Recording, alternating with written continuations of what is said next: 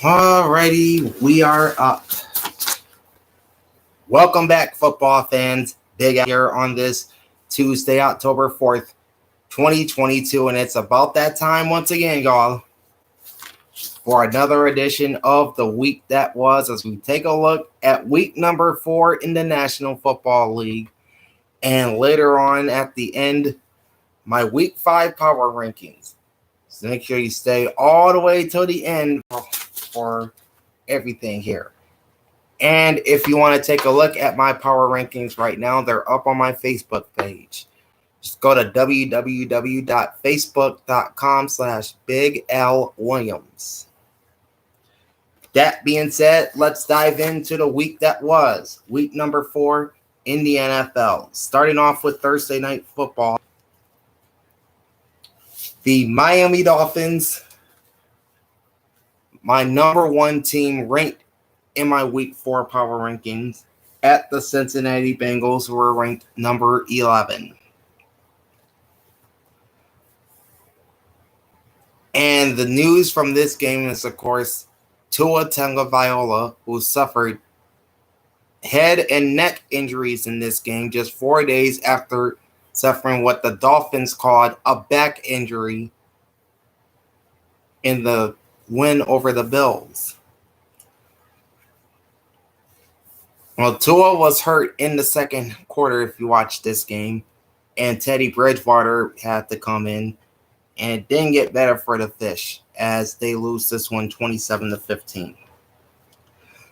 After back-to-back losses to start the year, the Cincinnati Bengals, the reigning AFC champions, are back even at 2-2. They've got a Sunday night battle in the AFC North against the Ravens in Baltimore coming up in week 5. While the Dolphins suffered their first loss of the season, they're 3-1, and they traveled to New York to face the New York Jets. And Tua will not be starting or playing for the Dolphins for that matter with those head and neck injuries. Teddy Bridgewater will be getting the start for Miami. So let's start out with the Bengals. The Bengals ran 62 plays for 371 yards, averaging 5.98 yards per play. In 4 games, they've run 275 plays for 1,387 yards, averaging 5.04 yards per play, and 346.75 yards a game. 32 passes for 304 yards, 9.5 yards per pass. And for the season, 157 passes for 1,029 yards, 4.55 yards per pass on the season, and 257.25 yards per game. They ran the ball 30 times for 67 yards, averaging just 2.23 yards a total. And for the season, 88 rushes for 358, averaging 3.03 per play and 89.5 per game. The Miami Dolphins ran 59 plays for 378 yards, averaging 6.41 yards per play. And for the season, 220 plays for 1,444 yards, 6.56 average per play, and 361 average per game. They threw the ball 37 times for 293 yards, 7.92 yards per pass, 140 total passes in 4 games for 1,167 yards, 8.4 average per pass, and 291.75 yards per game. Miami ran the ball 22 times for 85 yards, averaging 3.86 yards a rush, and 80 total runs for the Dolphins for 277 yards, 3.46 average per game, 69.25 yards per game. Or make that 3.46 yards per play and 69.25 yards per game. First downs favored the Dolphins 20-16. The Dolphins now have 80 first downs. The Bengals have 87. Cincinnati was 8 of 15 on third down conversions, 53.3%. Now 29 of 62 for the year. The Dolphins just 2 of 10 on third downs for 20%. and on the season 18 of 43. Both teams were 0 for 1, 0 for 1 on fourth down. The Bengals are now 2 for 6 in this area. The Dolphins are 3 for 4. Both teams were penalized 6 times, 74 yards for the Bengals, 41 for the Dolphins rather. 22 total penalties for both teams, 166 yards for Cincinnati and 132 for Miami. Time of possession favors the Bengals, 31 minutes and 35 seconds for Cincinnati, 28 minutes, 25 seconds for the Miami Dolphins. The Bengals defense records 40 tackles, 24 solo. They had 1 sack on the afternoon. They're now sitting with 10 sacks on the season. They remain at 5 forced fumbles as they didn't record one. They pass defended 5 passes, which gives them 20 passes defended on the season. And they had 2 more interceptions to their total, which is now 4. Miami's defense had 37 tackles and 12 solo, with 1 sack, which gives them 7. They also didn't force a fumble in this game, so they remain at 4. And only 1 pass defended the entire night, giving them 18 for the season. No interceptions or touchdowns. Closing line was Cincinnati -4, over-under was 48.5. This game finished under the total as the two teams combined for 42 points, 749 yards, and 121 offensive plays, combining for an average of 6.19 yards per play. I picked the Bengals to win 24-21, so I got the straight-up pick. But I took Miami plus the points and lost the ATS pick. Now to the Sunday schedule, and we start off in London as the Minnesota Vikings defeated the New Orleans Saints 28-25. The Vikings are off to a 3-1 start. They're back on the mainland in Week 5 to host the Chicago Bears, while the Saints drop to 1-3. They'll host the Seattle Seahawks on Sunday. All right, so the Vikings ran 65 plays. The Saints ran 55. 344 yards and a 5.29 average for Minnesota. 338 yards and a 6.15 average for New Orleans. The Vikings on the season have run 248 plays for 1,376 yards, averaging 5.55 yards per play and 344 yards per game. While the Saints offense has run 231 plays for 1,457 yards, averaging 6.31 yards per play and 364.25 yards per game. The Vikings threw the ball 39 times for 263 yards, averaging 6.74 yards per pass, while the Saints ran 28 pass plays for 227, averaging 8.11 yards per play. On the season, Minnesota has thrown the ball 158 times for 984 yards, averaging 6.23 yards per play and 246 yards a game. The Saints have run 143 pass plays for 1,009 yards, averaging 7.06 yards of pass and 252.25 per game. All right. The Vikings ran 26 runs for 81 yards, averaging just 3.12 yards per run, while the Saints ran 27 times for 111, averaging 4.11 yards per run. On the season, the Vikings have 90 rushes for 392 yards, averaging 4.96 yards per run and 98 rushing yards per game. The Saints have 88 runs for 448 yards, averaging 5.09 yards per play, 112 rushing yards per game.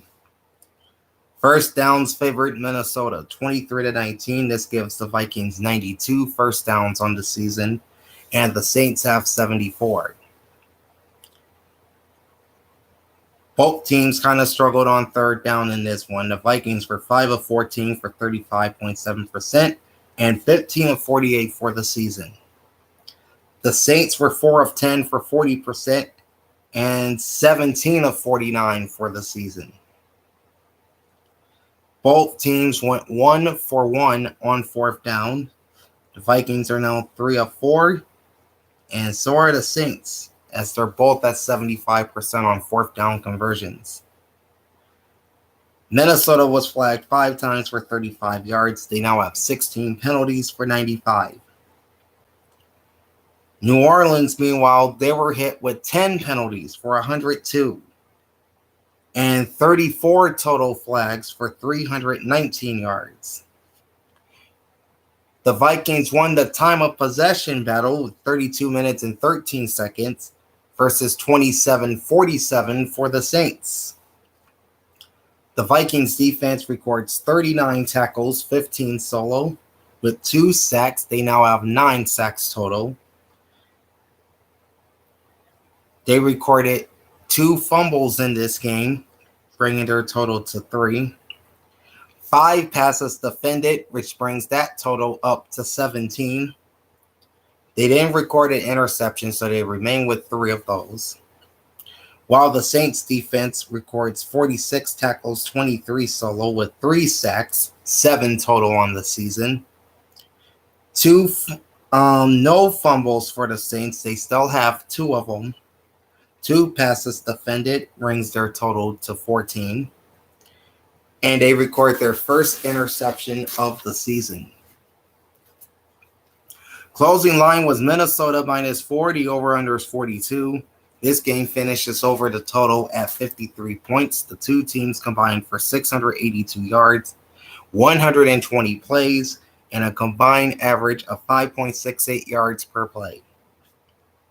I picked the Vikings to win this game 27-20, and I also took Minnesota minus the 4 points. I won both those picks. All right, the Vikings entering week 4 were ranked number 15 in my power rankings, while the Saints were number 22. Okay, moving on to the Buffalo Bills at the Baltimore Ravens. Buffalo was ranked number 2 in my power rankings entering week 4. Baltimore was number 8.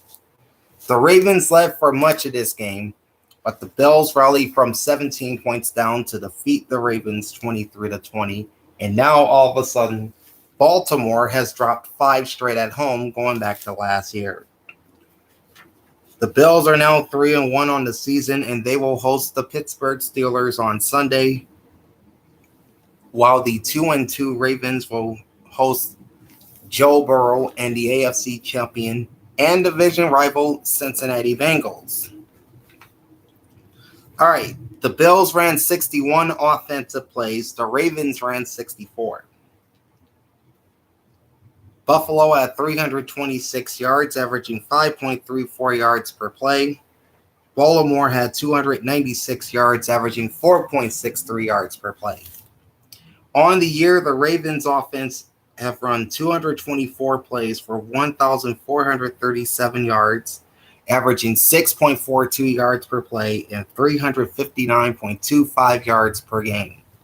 The Bills offense have run 267 plays for 1,650 yards, averaging 6.18 yards per play and 412.5 yards per game. Buffalo ran the ball 36 times for 201 yards, averaging 5.58 yards per play. The Ravens ran 29 times, or rather, those are passes, my mistake. The Bills had 36 pass plays for 201 yards, averaging 5.58 yards per pass, while the Ravens threw the ball 29 times for 134, averaging 4.62. In 4 games, the Bills' passing attack has thrown 170 passes for 1,188 yards, averaging 6.99 yards per pass, so just a tick below 7 per pass, and 297 yards per game. As for the Ravens, 117 passes for 869 yards, 7.42 average per play, 217.25 per game. Now we can talk about the ground attacks for both teams. The Bills had 25 rushes for 125 yards, averaging an even 5 yards per carry. The Ravens had 35 rushes for 162 yards, averaging 4.63 yards per carry. And on the season, the Bills have 97 rushes for 462, 4.76 average per play, and 115.5 yards per game. Baltimore has 107 rushes for 568 yards, 5.31 yards per run, 142 yards per game. First downs in this game were even, 22 apiece. So the Bills now have 99 and the Ravens have 76 through 4 games. The Bills were 4 of 11 on third down conversions, 36.4%, 29 of 52 for the season. The Ravens 6 of 13 for 46.2%, 19 of 47 through 4 games. Buffalo was 1 for 1 on fourth downs and 5 of 7 in that department this year. The Ravens 1 for 2 on fourth downs and 2 for 5 for the year. The Bills had just 4 flags for 31 yards. They have 24 total penalties for 167. Baltimore had 9 penalties for 70 yards. They're now up to 17 for 114. So, to put it in perspective, the Baltimore Ravens were flagged 9 times on Sunday. They were flagged a total of 8 times in the first 3 games combined. Time of possession favors the Ravens, 38 minutes and 10 seconds. This makes Baltimore our first ball hawks of the week. A ball hawk, if you're new, is a team that possesses the ball 35 minutes or more in a football game, win or lose. The Bills only had the ball for 21 minutes and 50 seconds. So time of possession, nearly a 2-1 clip to the Baltimore Ravens in this one.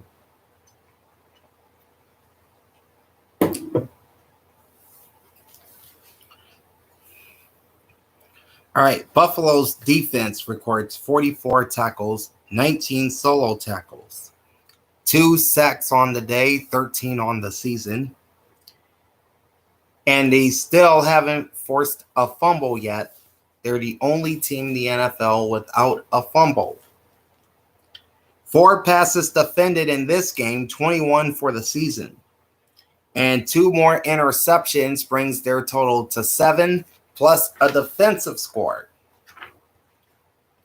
The Ravens defense registered 33 tackles, 15 solo. They had 1 sack on the afternoon. They're up to 8 on the season. They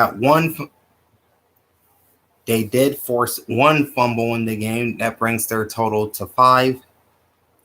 7 passes defended brings their total to 24. And their 1 interception on Sunday gives them 7 on the year, matching the Bills. Closing line is Buffalo -3, over under 50.5.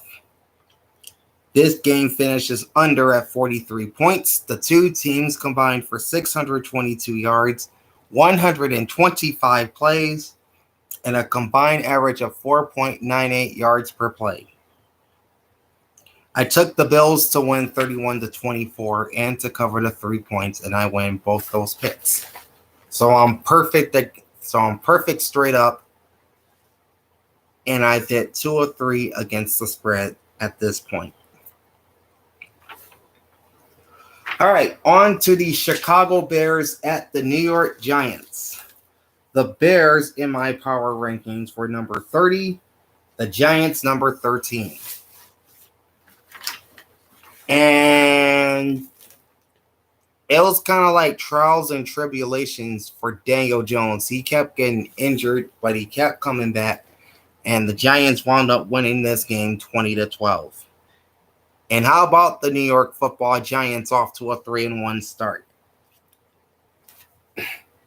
They will be the visitors against the Packers in London on Sunday morning, while the Chicago Bears at 2-2 travel to Minnesota to face the Vikings. Okay. The Giants ran 60 plays for 333 yards, 5.55 yards per play.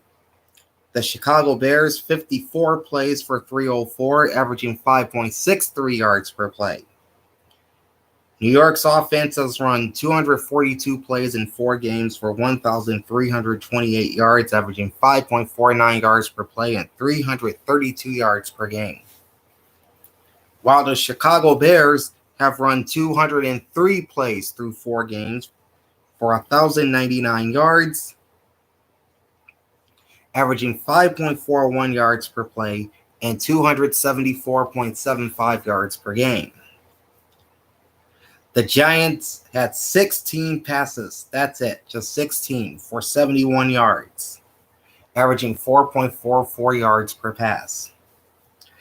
While the Chicago Bears, the worst passing team in the NFL, threw the ball 22 times for 155 yards, averaging 7.05 yards per pass.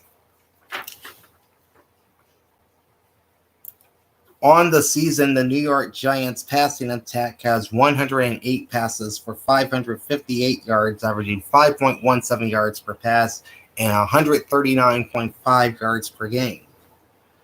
The Bears, on the other hand, only 67 passes through 4 games. That's about 17 per game, or close to it, for 390 yards, averaging 5.82 yards per pass and only 97.5 yards per game. And how about this ground attack for the New York Giants? 44 rushes for 262 yards, averaging close to 6 per run at 5.95. The Bears ran it pretty well themselves, too. 32 rushes for 149, 4.66 yards per run. In 2022, across 4 games, the Giants have run the ball 134 times for 770 yards, averaging 5.75 yards per run and 192.5 yards per game. So this is one of the top rushing attacks in football. Same can be said about the Chicago Bears. 136 plays in 4 games, 136 runs in 4 games for 709 yards. They average 5.21 yards per total and 177.25 rushing yards per game. So again, both ground attacks impressive in the early going this season. New York had the edge in first downs in this game, 21 to Chicago's 16. The Giants now have 80 total first downs, the Bears 59. The Giants were 6 of 14 for 42.9% against the Bears and 17 of 53 all told this year. The Bears were 5 of 15 on third downs, 33.3%, and 17 of 50 overall. Neither team attempted a fourth down play, so New York remains 2 for 3, Chicago 0 for 1. The Giants had 7 penalties for 55 yards. This gives them 31 total for 219. The Bears have 5 penalties for 65 yards and 21 total flags for 171. Time of possession favors New York, 31 minutes 17 seconds to 28 minutes and 43 seconds. The Giants defense records 41 tackles, 13 solo. They had 5 sacks on the afternoon on Justin Fields. That brings their total to 8. They had 3 fumbles. The defense records 3 fumbles in the game. That doubles their total to 6. 3 passes defended, bringing them to 12. And they still don't have an interception or a defensive touchdown through 4 games. The Chicago defense records 42 tackles, just 9 solo. They had 1 sack on the afternoon on Daniel Jones, bringing their total to 7. Their defense records 2 fumbles. They're up to 6 in that category. They're also up to 6 passes defended after recording 2 more on Sunday. They did have an interception in this game, which brings them to 4 with no defensive scores. Closing line was New York -3, over under 39.5. This game finished just a bit under it at 32. The two teams combined for 637 yards and 114 plays. Combined average is 5.59 yards per play. I took the Giants to win straight up 23-14 and to cover the 3 points. And once again, I win both those picks. All right, on to page 2. The Cleveland Browns at the Atlanta Falcons. All right, the Browns came in ranked number 19 in my Week 4 power rankings. The Falcons were 27th. And this was a tight game throughout as the Falcons wins this one 23-20. And how about the Atlanta Falcons? Who saw them starting 2-2? They're off to Tampa Bay to face the Buccaneers, and I'll tell you how they fared with the Chiefs towards the end of this recap, so stick around. The Browns are also 2-2 with the loss. They will host Justin Herbert and the Chargers on the mighty shores of Lake Erie this coming Sunday. All right, the Falcons ran 54 plays for 333 yards, averaging 6.16 yards per play. The Browns ran 70 plays for 403, averaging 5.76 yards per play. In 4 games, the Falcons offense has run 231 plays for 1,396 yards, 6.04 yards per play, 349 yards per game. The Browns have run 276 plays for 1,539 yards, 5.58 yards per play, 384.75 yards per game. The Falcons only threw the ball 19 times for 111 yards, 6.89 yards per pass, while the Browns threw it 35 times for 226, averaging 6.46 per pass. On the season, the Atlanta Falcons passing attack 98 throws for 724, 7.39 average per play, 181 per game. And the Cleveland Browns have 127 passes for 790, averaging 6.22 yards per play and 147, or make that 197.5 yards per game. And both teams ran it well. The Falcons had 35 rushes for 202 yards, averaging 5.77 yards per game or per play. The Cleveland Browns also had 35 rushes in this game for 177, averaging 5.06 yards per total. In 4 games, the Falcons' ground attack averaged 133 rushes for 672 yards, averaging 5.05 per play and 168 per game.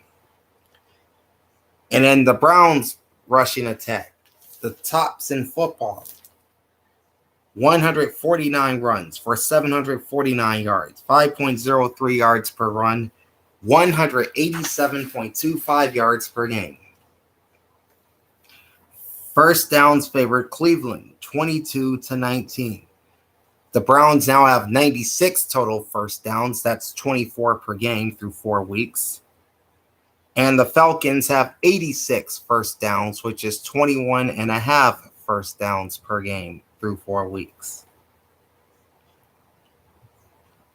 Both were in the 30 percentile in third down conversions, as Atlanta was 3 for 9 for 33.3%, and now 15 of 39 for the season.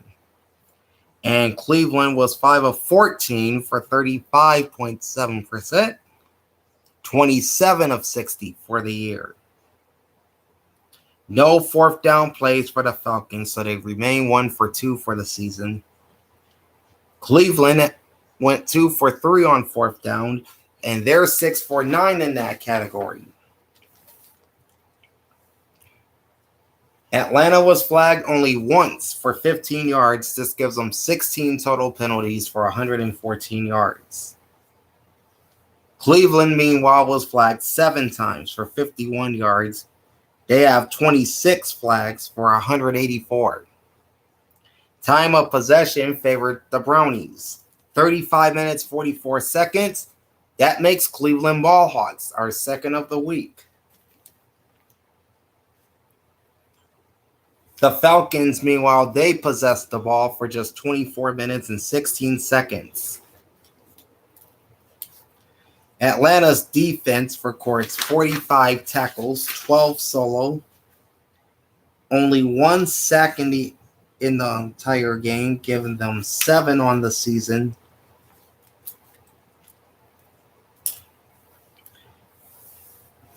Their defense registered a fumble in this game, their third of the year.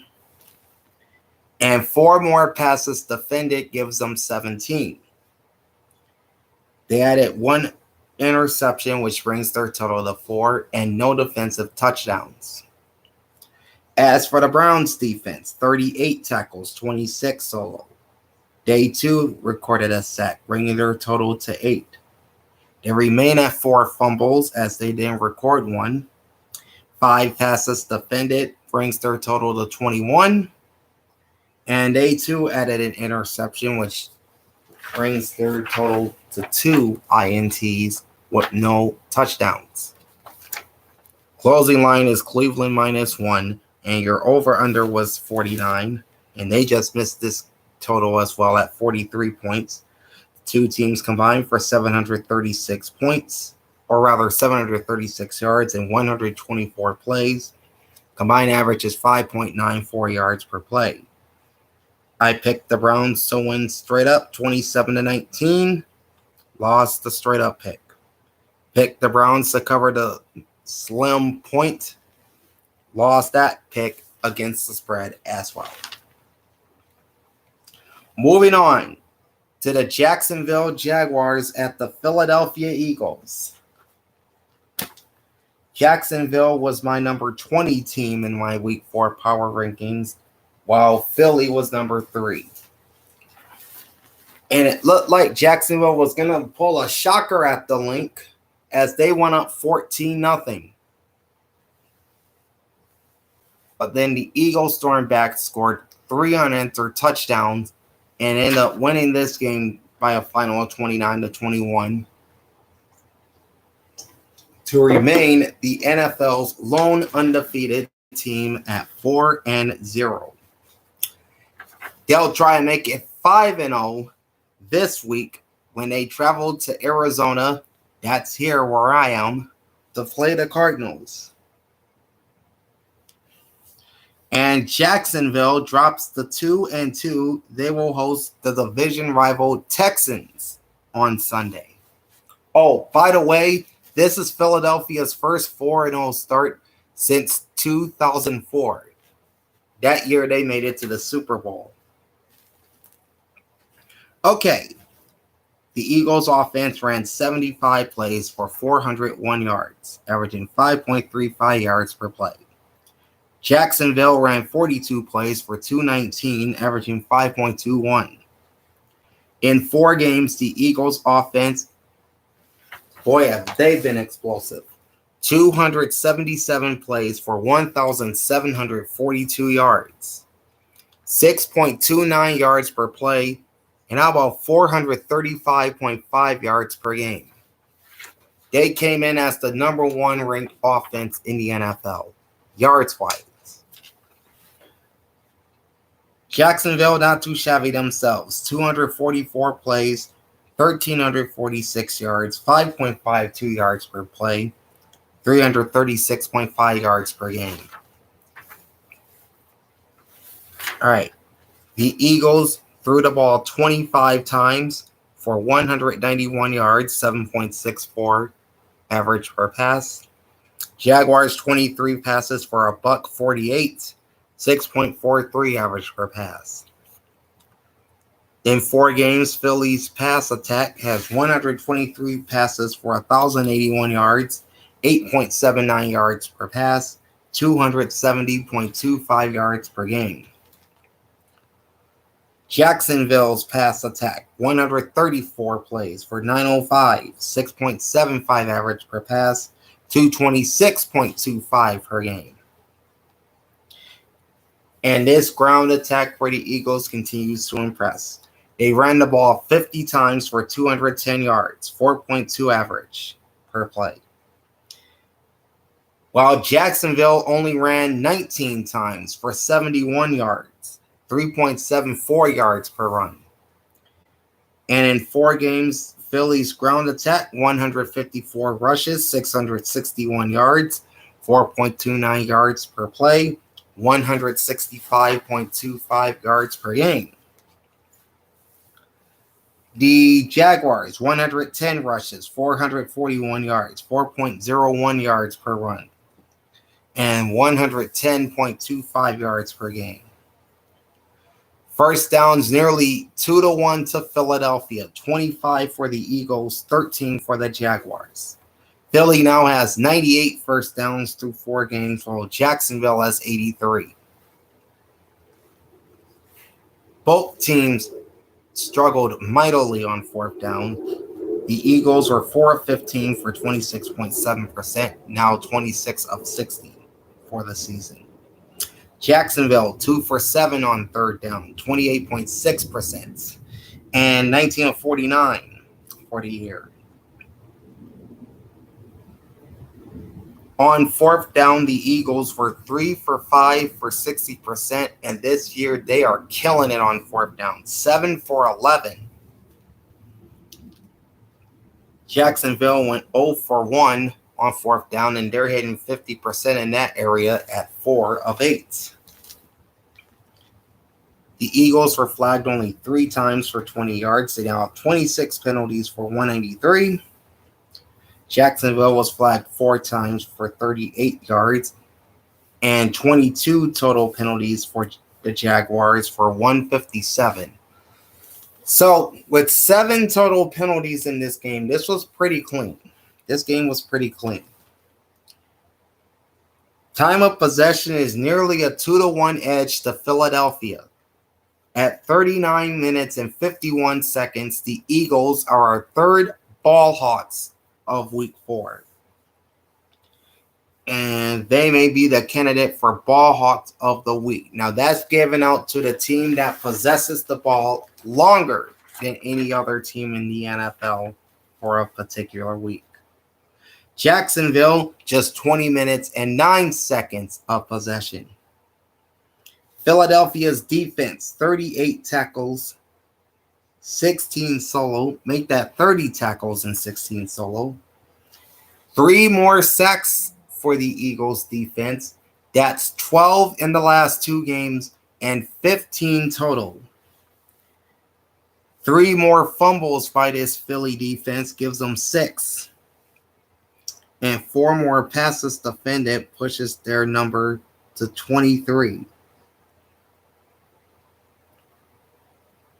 They added another interception in this game, which brings them to 5, and they also have a defensive score. The Jaguar defense records 47 tackles, only 3 solo. 2 sacks on the afternoon on Jalen Hurts. Their sack total is now 9. They are still at 3 fumbles, as they didn't record 1 on Sunday. 5 passes defended. That brings their total, that's actually should be 31, not 11. So they lead the NFL in passes defended. And they had an interception, which was returned for a touchdown. So now they have 7 interceptions and that pick six. Closing line is Philly minus 6.5, over under 43.5.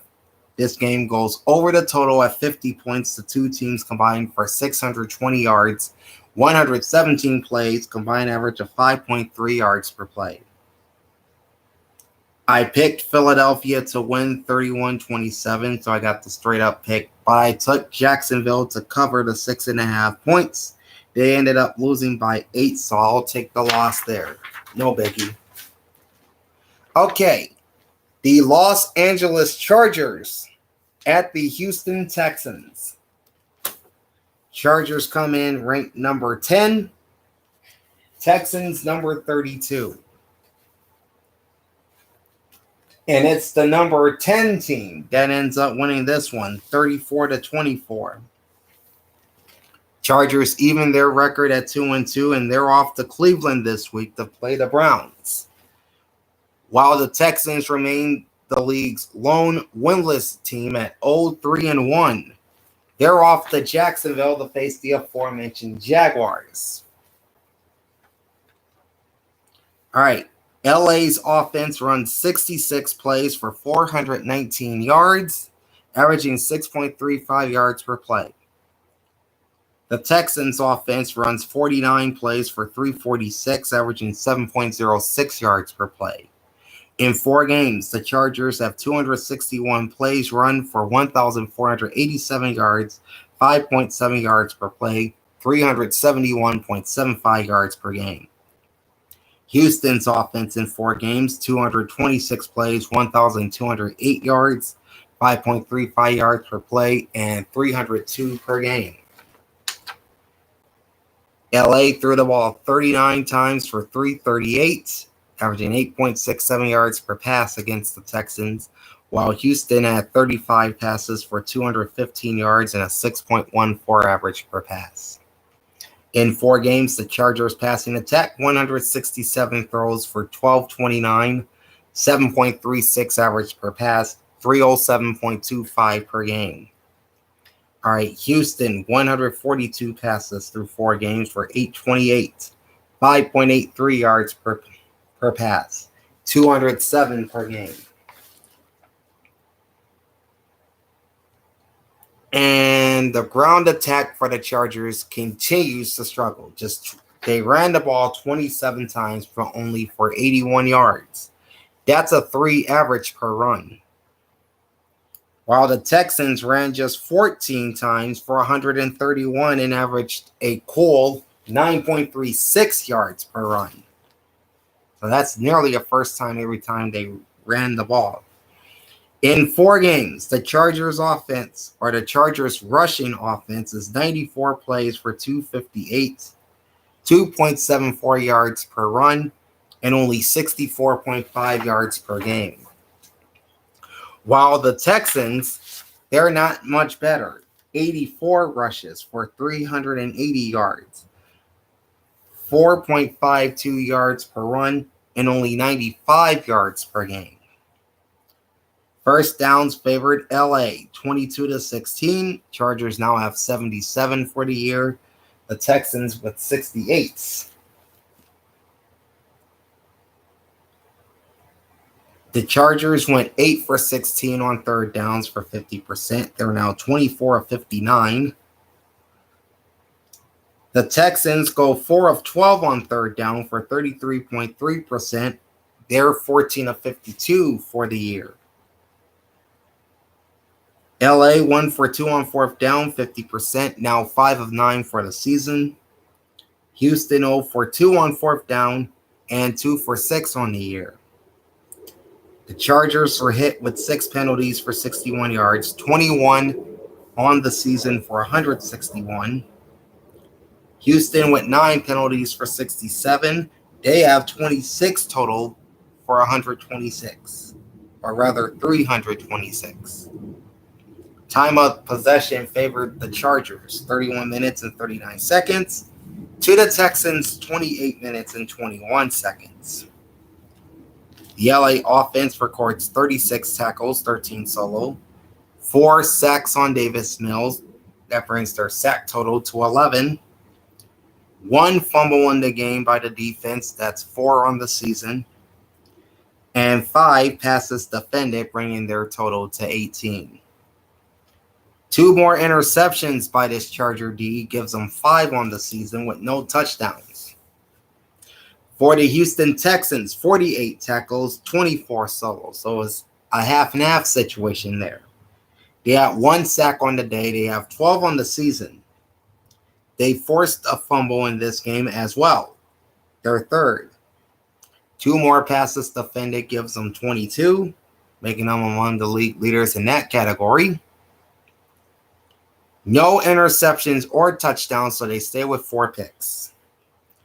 Closing line was LA minus 5.5, over under 45.5.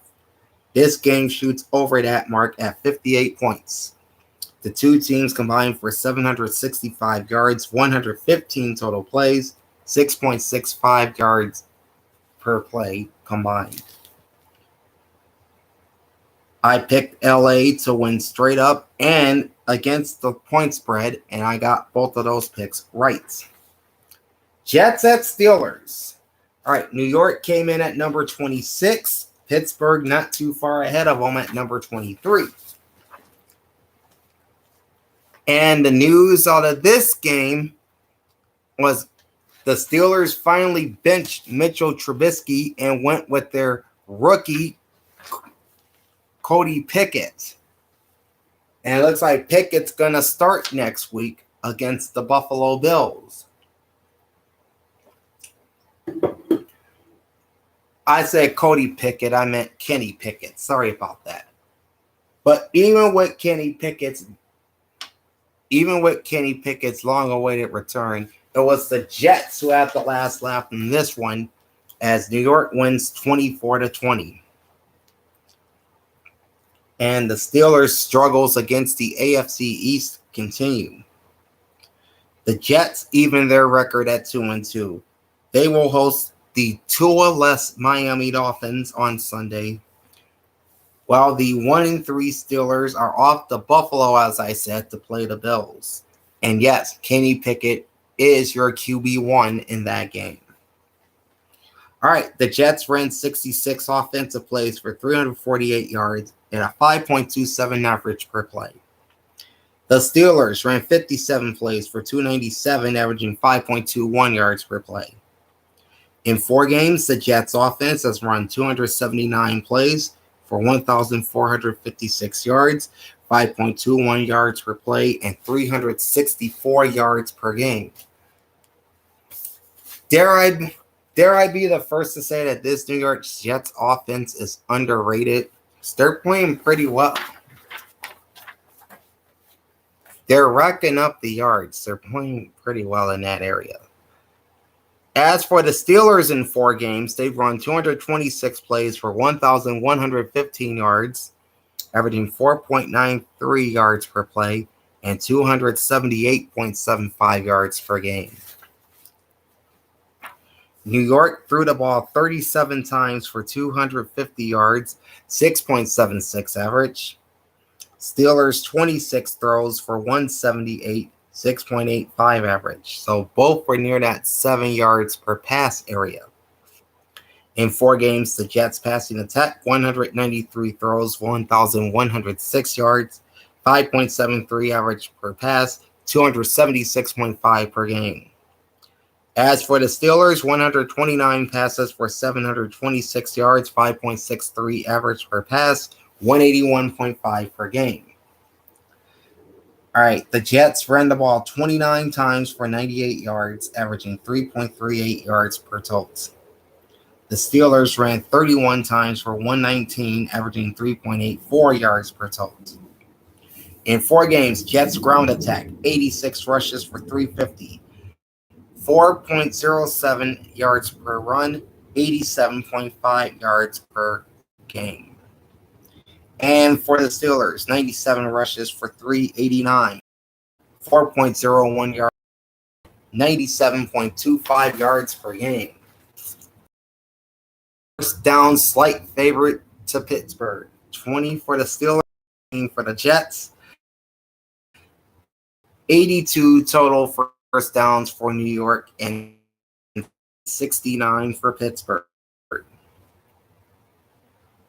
The Jets were 6 of 15 on third down for 40%, 50%, 6 of 12, and 19 of 49 on the season.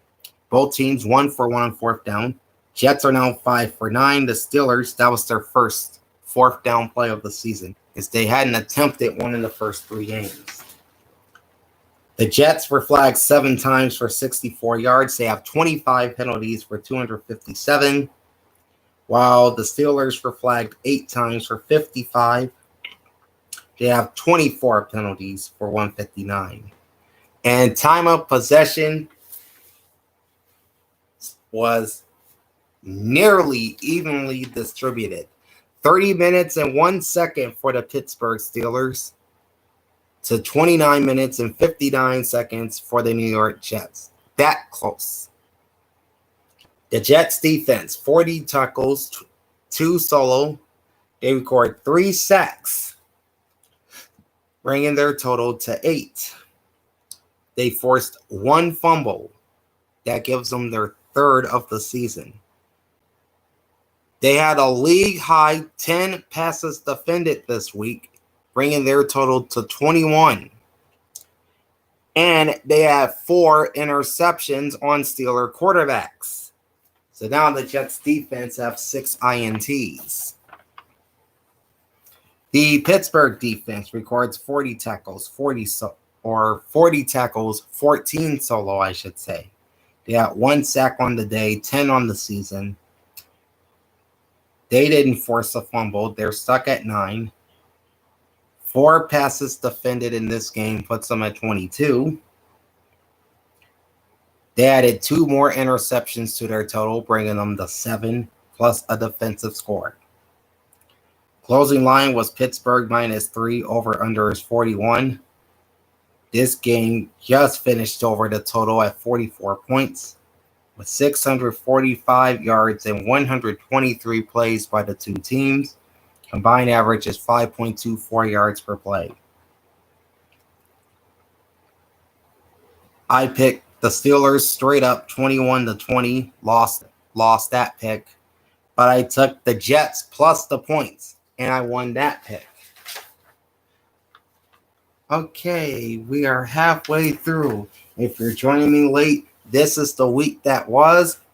A rundown of week number 4 in the National Football League, and we are halfway through the schedule. As we come up on our next game, the Seattle Seahawks at the Detroit Lions. The Seahawks were ranked 31st in my week 4 power rankings. The Lions were 17th. And man, this was a shootout. If you love games with a lot of points and a lot of yards, this was the game for you. Seattle wins this one going away 48-45. They even their record at 2-2. And next up for them is a trip down to Bourbon Street to face the Saints. As for the Lions, they got the bark on the offense, but their defense just continues to get pounded. They're 1-3, and they're off to Foxborough next week to play the Patriots. All right, so the Seahawks, 63 plays on offense for 555 yards, averaging 8.81 yards per play. The Lions, not too shabby themselves, 65 offensive plays for 520 yards, averaging an even 8 yards per play. In 4 games, Seattle's offense has run 222 plays for 1,444 yards, 6.5 yards per play, 361 yards per game. As for the Detroit Lions offense, who's been a very pleasant surprise this year, 264 plays, 1,747 yards, 6.62 yards per play, and 436.75 yards per game, which would make them now the number 1 offense by yards in the NFL. They surpassed the Philadelphia Eagles by just a handful. Okay, the Seahawks threw the ball 30 times for 320 yards, averaging a very good 10.67 yards per pass. And again, the Lions not too shabby. They threw 40 times for 375, averaging 9.38 yards per pass. So Geno Smith and Jared Goff were throwing it across the yard all afternoon. All right, in 4 games, Seattle's pass attack, 133 plays for 985, 7.41 yards per pass, 241.25 yards per game. Detroit's passing attack, 152 through the air for 1,091 yards, 7.18 yards per pass, 272.75 per game. And both ground attacks were working well too. For the Seahawks, 33 rushes for 235, 7.12 yards per rush. For the Lions, 25 rushes, 145, and 5.8 yards per rush. And in 4 games, the Seahawks ground attack, 89 carries, 459 yards, 5.16 yards per run, 114.75 yards per game. Detroit's ground attack, 112 rushes for 656, 5.86 yards per total, 164 per game. First downs were even, 27 on both sides. The Lions now have 90 first downs in 4 games. The Seahawks have 83. Seattle, very impressive on third downs in this one. 9 for 12 for 75%. For the season, they're now 26 for 47. Lions 4 for 10, 40%, and 20 of 53 for the year. No fourth down plays for the Seattle Seahawks. They're still 2 for 4 on the season. Detroit, meanwhile, went 3 for 3 on fourth down, and they are 8 for 12 for the season. The Seahawks were penalized 11 times for 76 yards, 32 total penalties for 306. Detroit was flagged 8 times for 59 yards, 23 total penalties for 188. Time of possession favors Seattle, 33 minutes 6 seconds to 26 minutes and 54 for the Lions. The Seahawks offense, or rather the Seahawks defense, records 42 tackles, 14 solo. They had 1 sack in the afternoon. That's 7 on the season. They recorded their 4th fumble of the season and 4 passes defended, giving them 12. They also had an interception and a touchdown in this game, so now they have 2 interceptions and a touchdown. Detroit's defense records 47 tackles, 31 solo. No sacks on the afternoon, so they stay at 7. They forced their 2nd fumble of the season. 3 passes defended gives them 11. And no interceptions or touchdowns. They still have the 1 INT. Closing line was Detroit -3 over under 48.5. Total points is 93. So this game shot well over. And both teams nearly covered that over under by themselves each.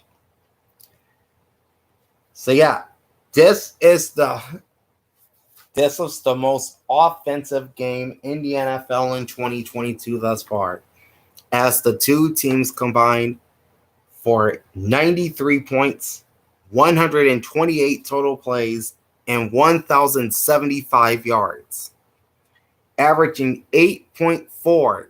You heard me, 8.4 yards per game, or yards per play on offense. I picked the Lions to win straight up 27-24.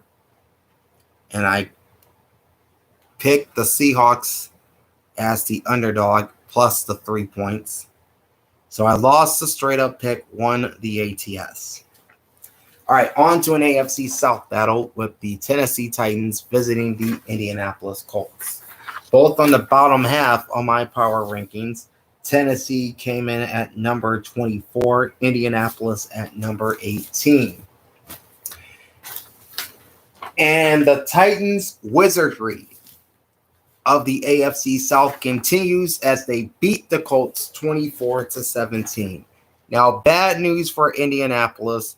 Their running back, Jonathan Taylor, did go down with an injury, and it looks like he will not play Thursday in Denver. So that's a blow for the Colts there. The Titans are 2-2. They pull into a first-place tie with Jacksonville atop the weak AFC South. They're off to D.C. this week to play the Commanders. The Indianapolis Colts now 1-2-1. They're off to Denver, as I say, on Thursday night to play Russell Wilson and the Broncos.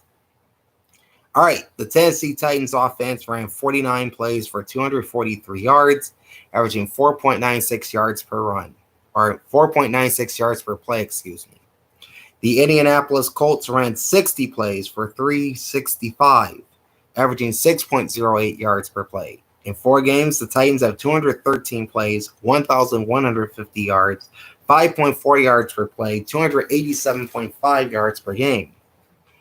The Colts offense, 257 plays, 1,359 yards, 5.29 yards per play, 339.75 yards per game.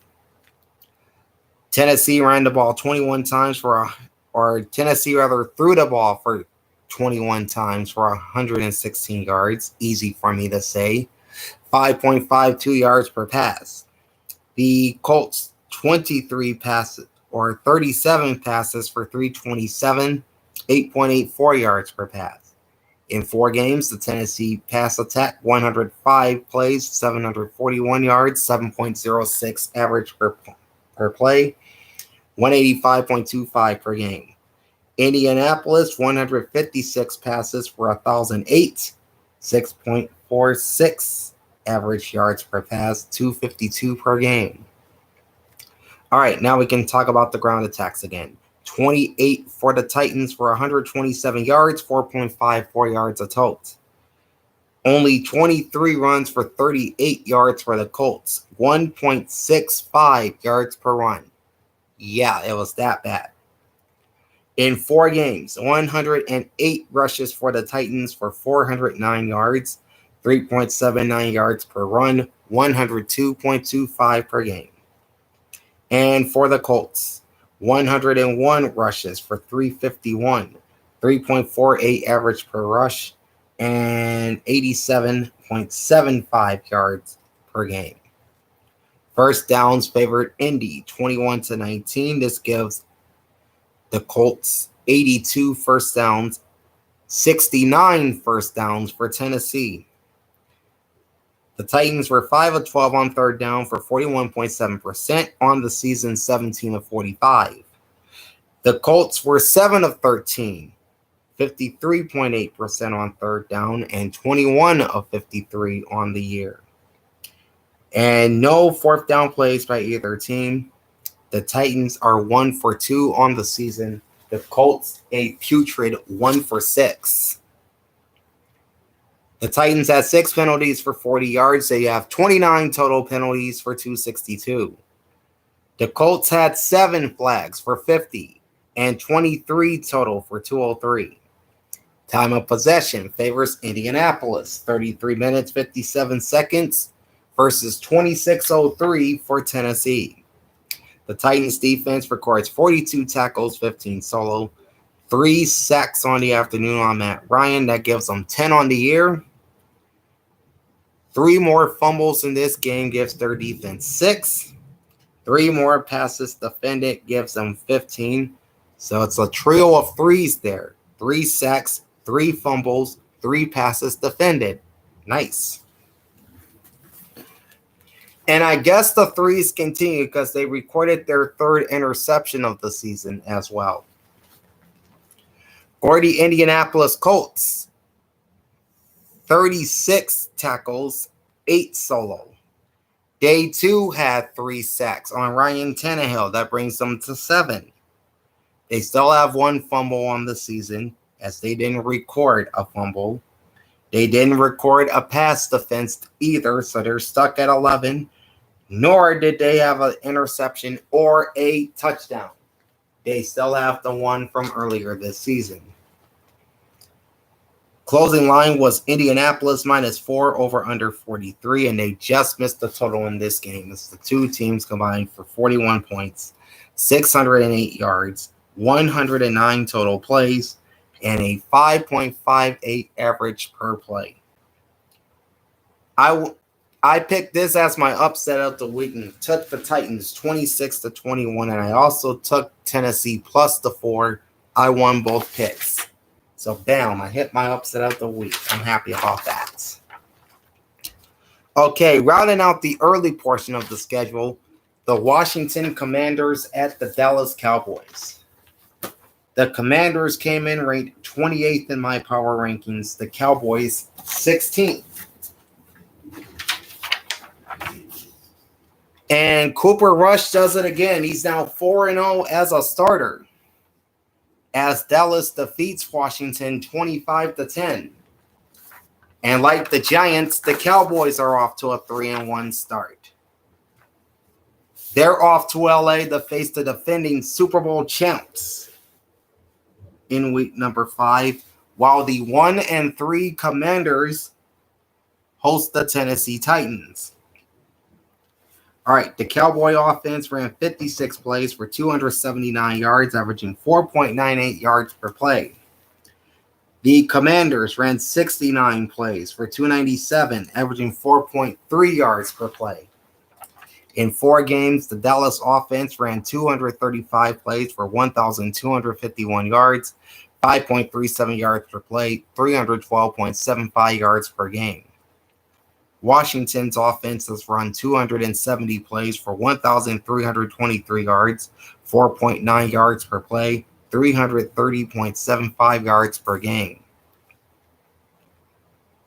The Cowboys threw the ball 27 times for 217 yards, averaging 8.04 yards per pass. Washington had 42 passes for 155, averaging only 3.67 per pass.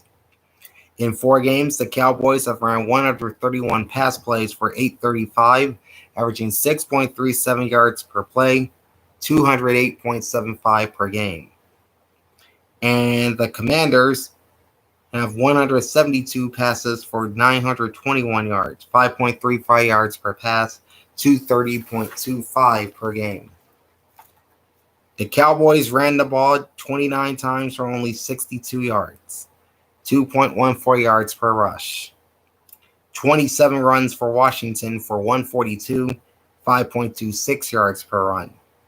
In 4 games, the Cowboys have 104 rushes for 416 yards, averaging 4 yards per play and 104 per game. While the Commanders ran the ball 98 times for 402, 4.1 yards per run, and 100.5 yards per game for the Washington Commanders running the football. First downs favorite Washington, 17-15. This gives the Commanders 84 and 69 for the Cowboys. Both teams finished 5 of 15 on third downs for 33.3%. Dallas on the season is 16 of 53. Washington is 25 of 57. All right, no fourth down plays for the Cowboys. They stayed 4 of 7 in that department. The Commanders went 0 for 2, and they joined the Colts at 1 for 6. 4 penalties in the game for Dallas for 20 yards, 27 total for 208. How about Washington? 11 penalties for 136 yards. They had a real tough time with the yellow laundry. 23 total penalties on the season for 264.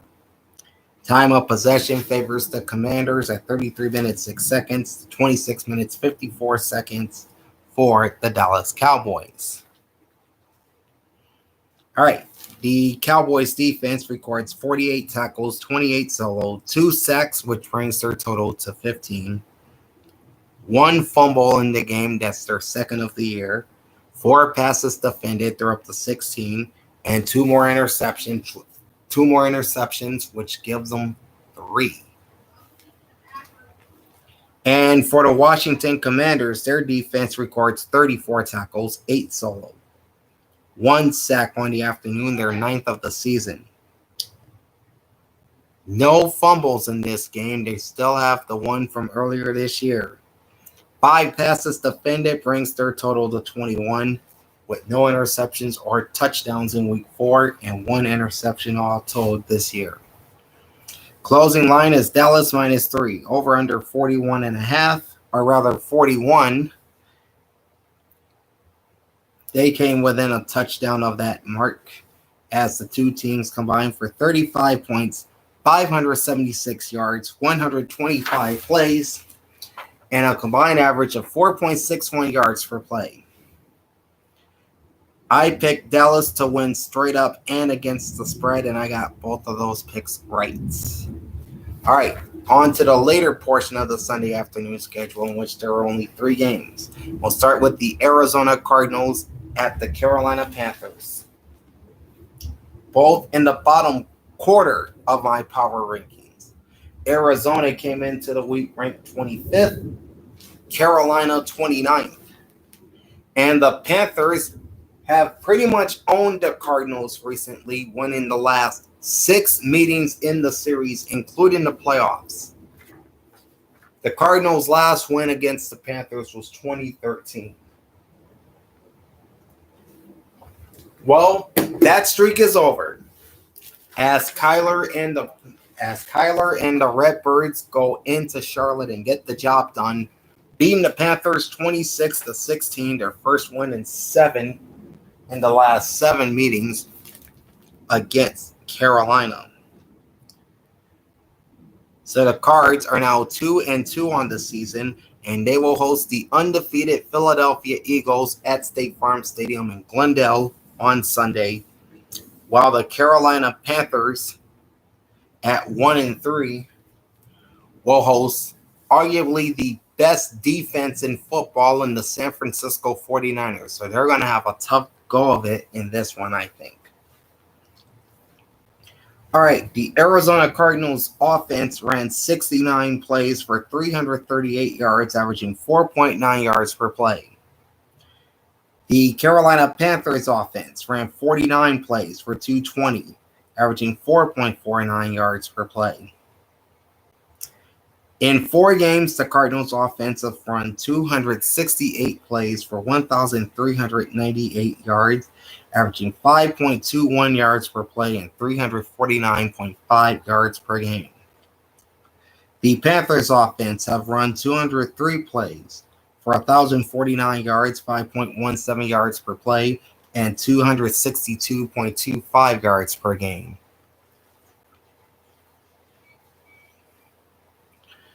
All right, the Cardinals, 32 passes for 206, averaging 6.44 yards per pass. Carolina, 36 passes for 180, averaging an even 5 yards per pass. In 4 games, the Cardinals have 167 passes for 950 yards, 5.69 yards per pass, and 237.5 yards per game. As for the Panthers, 117 passes for 664, 5.68 average per pass, 166 per game. All right, 37 carries for the Arizona Cardinals for 132 yards, averaging 3.57 yards per rush. Carolina, only 13 rushes for 40 yards. They could not run the ball at all. They averaged 3.08 yards per run. In 4 games, the Arizona ground attack, 101 rushes for 448, 4.44 yards per rush, 112 yards per game. And for the Panthers, 86 rushes for 385, 4.48 average per rush, 96.25 yards per game. First downs favored Arizona, 20-11. That gives the Cardinals 89 first downs, to the Panthers 56. Arizona, who had the third lowest completion rate on third down entering Sunday, went 6 of 15 on third down for 40%. They are now 18 of 58 for the year. The Panthers were 2 of 10 for 20% and now 12 of 47. The Cardinals went 0 for 2 on fourth downs. They're still pretty good in that category at 10 of 16. While Carolina went 1 for 3 at 33.3% and 2 for 5 on the year. 7 more penalties for the Cardinals for 61 yards gives them 30 on the season for 280 yards. The Panthers had 6 penalties for 76. They now have 23 total for 250. The Cardinals are ball hawks as they held the ball for 38 minutes and 35 seconds to the Panthers 21 minutes and 25 seconds. Arizona's defense records 32 tackles, 8 solo, 2 sacks in this one. They still have the fewest sacks of any team in the NFL with 4. They recorded fumble number 7 in this game. 8 passes defended pushes their total to 14. And they got their first 2 interceptions on the season. So that leaves the New York Giants as the only team whose defense has not registered an interception this year. The Panthers defense had 46 tackles, 10 solo, 1 sack on the afternoon. That's their 6th of the year. 1 fumble on the afternoon. That's their 2nd of the year. 3 passes defended. That gives them 16. And they had a pick 6 in this game, an interception return for a touchdown. So now they have 3 interceptions and 2 defensive touchdowns. Closing line was Carolina -1, over under 44. This game just missed the total by a couple as the 2 teams combined for 42 points, 558 yards, and 118 offensive plays, combining for an average of 4.73 yards per play. I picked the Panthers to win and cover. I lost both picks. Oh, well, what are you going to do? Okay, final page, final 4 games. Starting off with the Denver Broncos at the Las Vegas Raiders. All right, the Broncos came in number 9 in my Week 4 power rankings, while the Raiders came in at number 21. And this was a get-right game for the Silver and Black as the Raiders win 32-23. And they finally get that 0 out of their win column. Vegas is now 1-3, and it's off the Arrowhead on Monday night for a divisional clash with Patrick Mahomes and the Chiefs. The Broncos are back to 500 at 2-2. They will host the Indianapolis Colts and Matt Ryan on Thursday night. So this is going to be a quick turnaround for the Broncos. All right, the Raiders offense ran 72 plays for 385 yards, averaging 5.35 yards per play. The Broncos offense ran 45 plays for 299 yards, averaging 6.64 yards per play. In 4 games, the Vegas offense ran 246 plays for 1,425 yards, 5.79 yards per play, 356.25 yards per game. The Broncos ran 235 plays for 1,343 yards, 5.71 yards per play, 335.75 yards per game. All right, the Raiders threw the ball 34 times for 173, averaging 5.09 yards per pass. Yeah, that's 5. And the Broncos threw the ball 25 times for 214, averaging 8.56 yards per pass. In 4 games, Vegas' pass attack 155 throws for 973, 6.28 yards per pass. and 243.25 yards per game. Denver, 131 passes, 905 yards, 6.91 yards per play, 226.25 yards per game through the air. And how about the ground attack for the Silver and Black? 38 rushes for 212, 5.58 yards per run. Denver, 20 rushes for 85 yards, 4.25 yards per run. And in 4 games, the Raiders' rush offense, 91 rushes, 452 yards, 4.97 yards per rush, 113 per game. And for the Broncos, 104 rushes, 438 yards, 4.21 yards per rush, 109.5 yards per game. First downs favored Vegas, 25-20. That gives the Raiders 87. Make that 25-12 in first downs in favor of Las Vegas. 87 for the Raiders and 66 for the Broncos. The Raiders were 50% on third down, 7 of 14. They're 19 of 48 for the season. 3 of 11 for the Broncos at 27.3% and 20 of 57 for the season. No fourth down plays for the Raiders. Are still 4 out of 5 in that category. Broncos 1 for 2, 50% on fourth down, and 2 for 4 for the year. 4 penalties for the Raiders for 25 yards. They have 23 total for 148.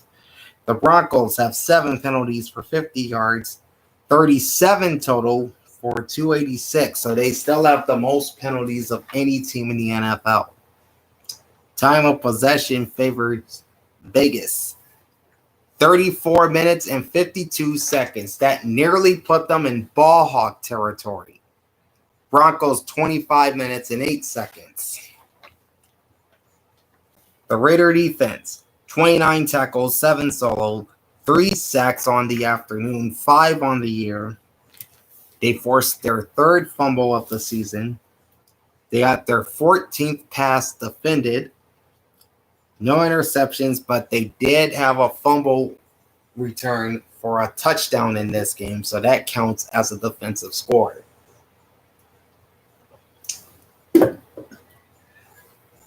And the Raiders still has 2 interceptions with that defensive score. The Broncos defense records 52 tackles, 26 solo. Again, a half and half situation here. 2 more sacks for the Denver defense gives them 12. They're stuck on 7 forced fumbles. Okay, 4 passes defended. That gives them 16. No interceptions or touchdowns, so you still have the 1 pick from earlier this year. I think it was back in week 1.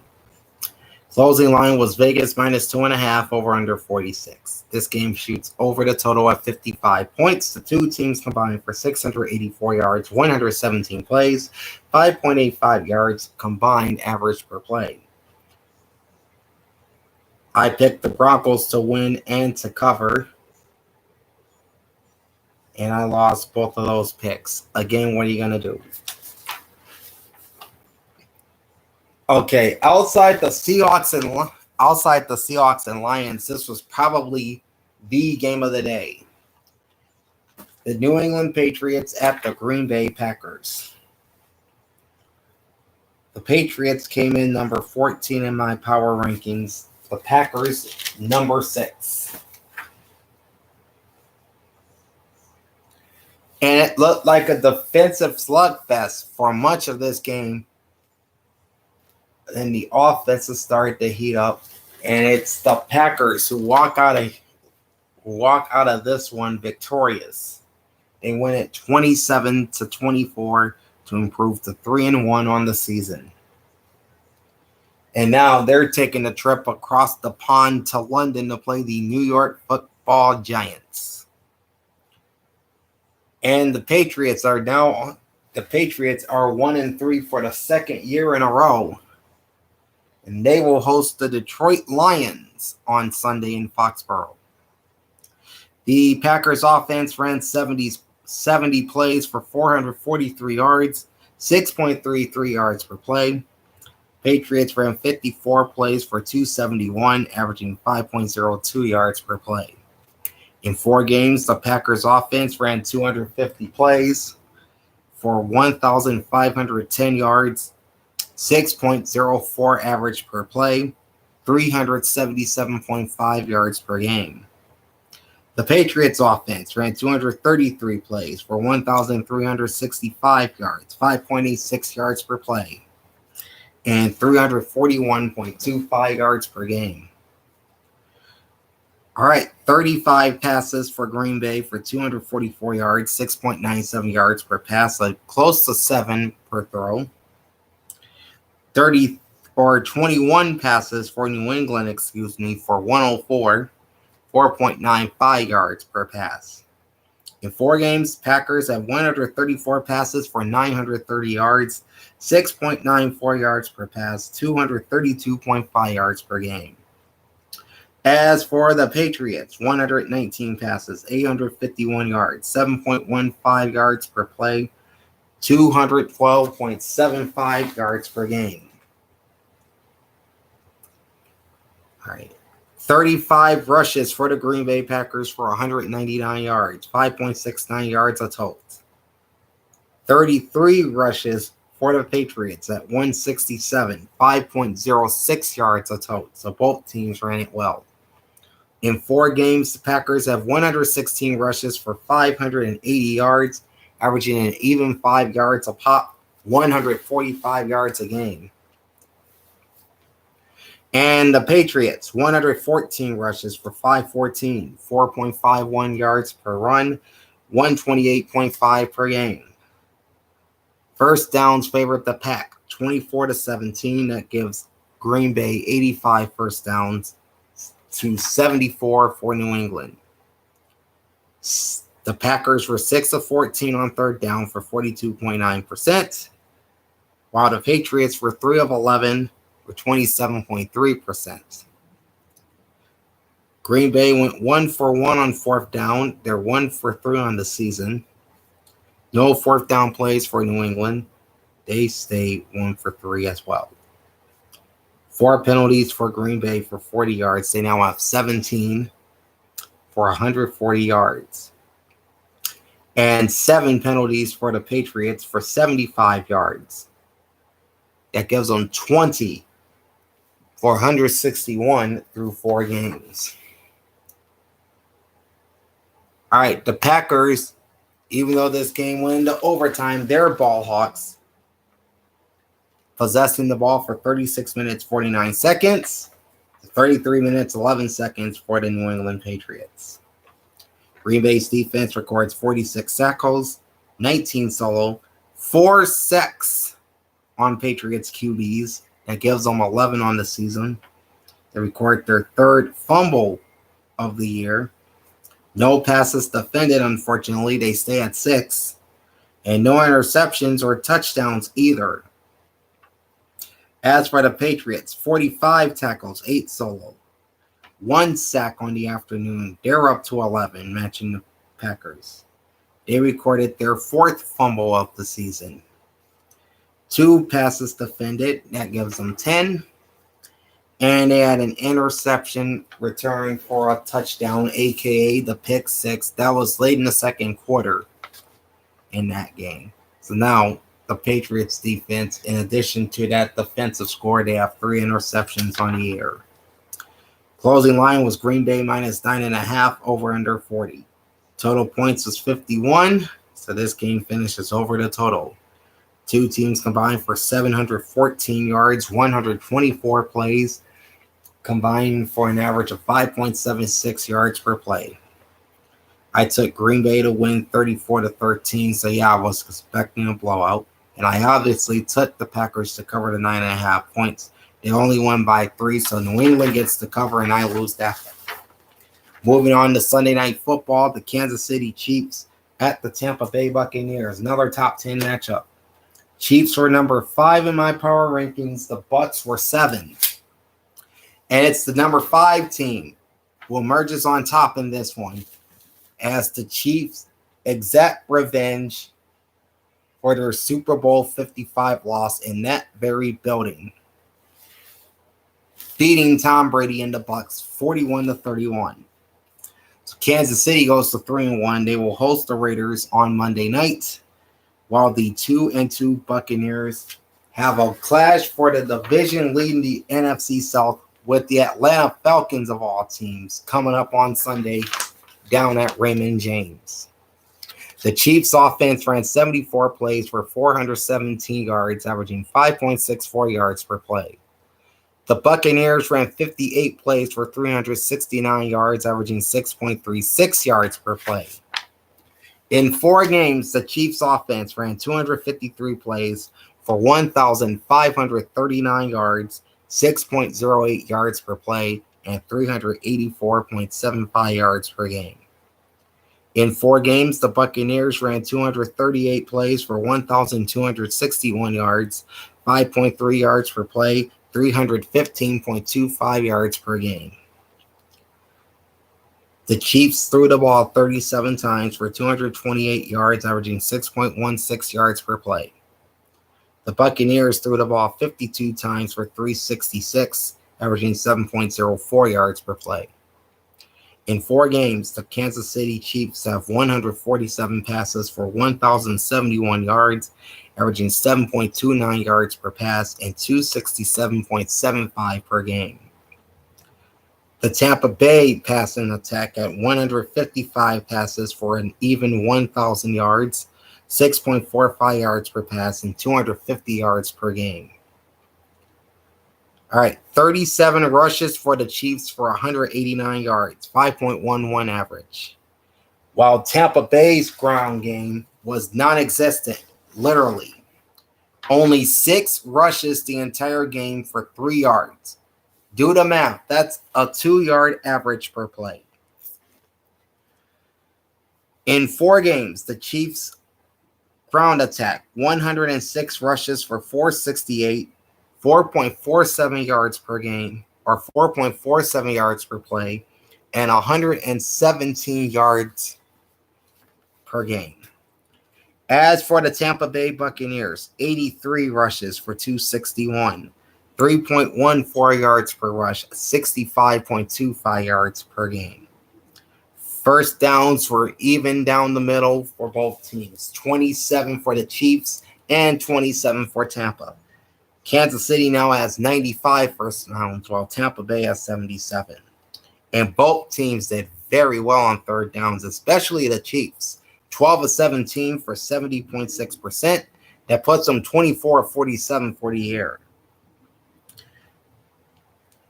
Tampa Bay was 6 of 10 for 60% on third down. They are now 18 of 52. The Chiefs went 0 for 1 on fourth down. They're 2 for 4 for the season. No fourth down plays for the Buccaneers. 1 for 2 on the year. All right, 4 penalties for the Chiefs for 32 yards. They have 19 for 156. And 5 penalties for Tampa, 40 yards, 24 total for 206. And it looks like the Kansas City Chiefs may be our final ball hawks of the week. They possessed the ball for 38 minutes and 38 seconds versus 21 minutes and 22 seconds for the Bucs.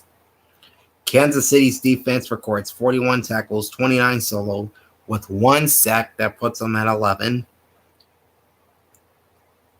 They added 2 fumbles, their defense did. Numbers 4 and 5 on the season. 4 passes defended puts them at 18. And they didn't record an interception or a touchdown, but they have 1 of each from earlier. In fact, it was that pick 6 in the Charger game back in week 2. The Buccaneer defense, 48 tackles, 18 solo, 3 sacks on Patrick Mahomes. That gives them 14. They're stuck at 7 fumbles on the season. 4 passes defended keeps them at 17, but moves them to 17. And they added another interception, so they now have 6 on the season, plus a defensive score. Closing line is Tampa Bay -2, over under is 47.5. This game shot over the total, as this was the second highest scoring game and the second largest offensive output in the NFL in Week 4, as the two teams combined for 72 points, 786 yards, 132 offensive plays, averaging 5.95 yards per play. I picked Kansas City to win 27-23 and to cover the 2 points as the road underdog, and I hit both those picks. And finally, Monday Night Football, pitting the Super Bowl champion Los Angeles Rams, ranked number 4 in my power rankings entering Week 4,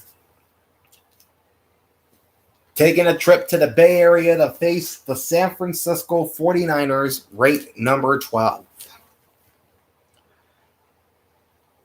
And I don't know what it is with the Niners owning LA in the regular season, but now they've won, I think now 7 of 8 against Los Angeles.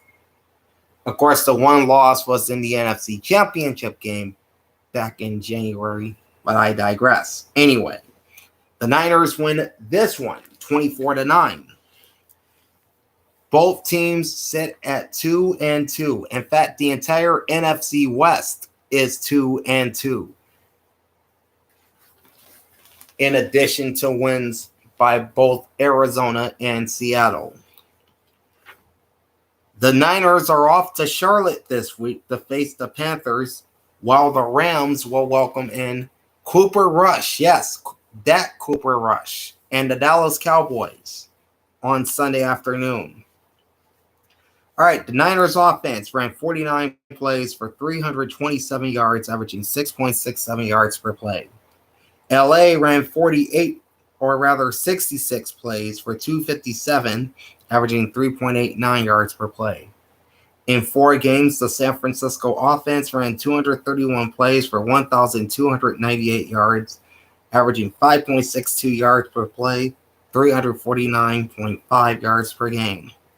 And the Rams ran 233 plays for 1,176 yards, averaging 5.05 yards per game, or 5.05 yards per play, and 294 per game. The Niners threw the ball 27 times for 239 yards, averaging 8.85 yards per game, while LA threw the ball 48 times for an even 200, averaging 4.17. In 4 games, the Niners have 108 passes for 757 yards, 7.01 yards per pass, 189.25 per game. Los Angeles, on the other hand, 150 passes for 901, 6.01 average per play, 225.5 per game. And neither really ran the rock all that much. Only 22 rushes for the 49ers for 88 yards. That's a 4-yard average per run. 18 rushes and 57 yards for LA. That's a 3.17 average. In 4 games, the Niners have 123 runs for 541 yards, 4.4 yards per run, and 135.25 yards per game. While LA's ground attack is non-existent. 83 rushes for 274, 3.3 yards per run, and 68.5 yards per game. First downs do favor the Rams, 21-13. That gives LA 79 first downs and San Francisco with 68.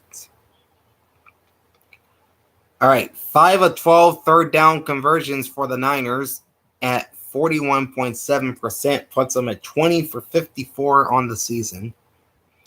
And 5 of 15 on third down for Los Angeles at 33.3%. They're now 20 for 46.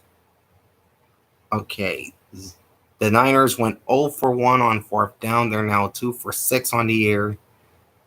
The Rams went 2 for 2 on fourth down. They're now 4 for 6 on the year. And not too many penalties in this game, only 5 total. 4 by the Niners for 25 yards. That gives them 24 for 290. And only 1 penalty the entire night for the Rams for 5 yards. 14 total for 131. So that makes LA the least penalized team in football through 4 weeks.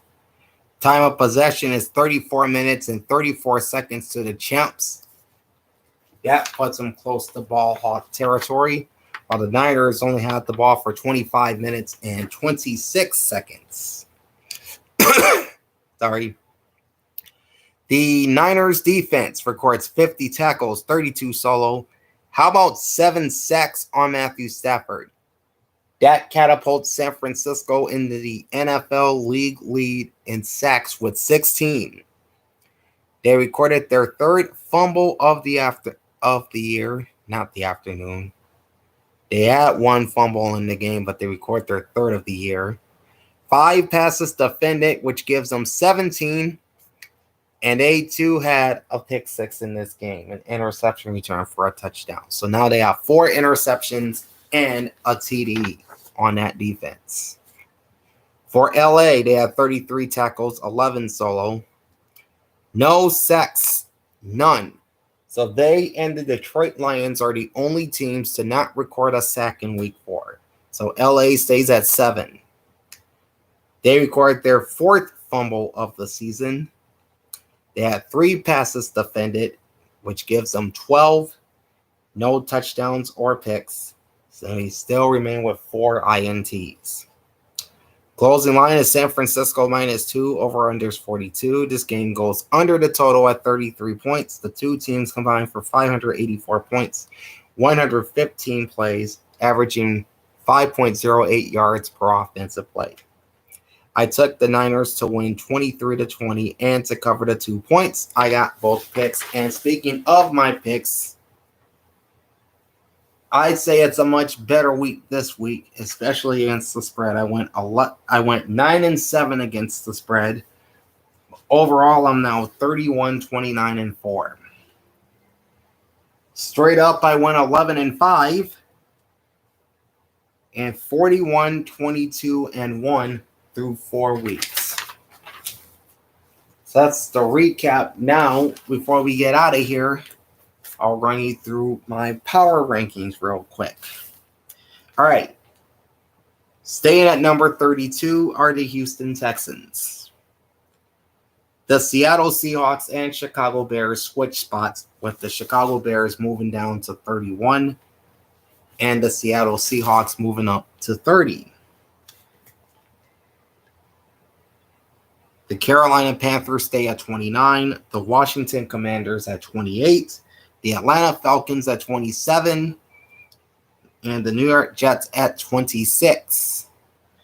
The New Orleans Saints is down from 22 to 25. The Pittsburgh Steelers slipped a spot down to 24. The Arizona Cardinals are back up 2 spots to 23. The Jacksonville Jaguars slipped a couple to 20, or rather to 22. They were 20 last week. Now they're 22. The Tennessee Titans are up 3 spots to number 21. Both the Indianapolis Colts and Detroit Lions fall 2 spots, with the Colts landing at 20 and the Lions at 19. The Cleveland Browns, despite losing to the Falcons, they moved up to number 18. The Las Vegas Raiders are up 4 spots to number 17. The New England Patriots slipped a couple to number 16. The Minnesota Vikings stay pat at 15. The Denver Broncos, our biggest dropper this week, fall 5 spots to number 14. By the way, the Raiders have the biggest jump. The Dallas Cowboys are now at number 13 after a 3-point rise. The New York Football Giants are up 1 to number 12. The Baltimore Ravens fall from the top 10 down 3 spots to 11.